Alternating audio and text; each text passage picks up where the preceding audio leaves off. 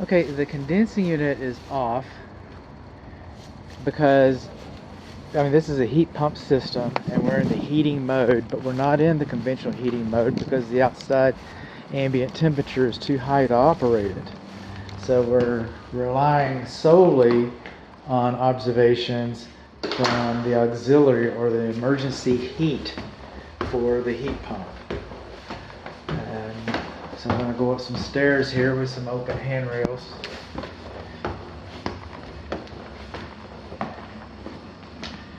We're getting close.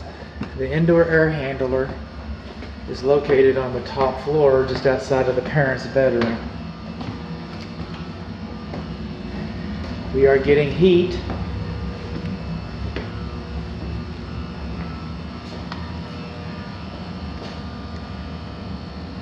Come on.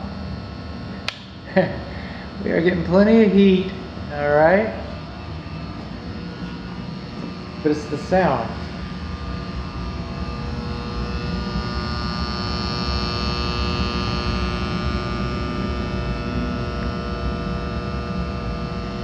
It's the sound that concerns me.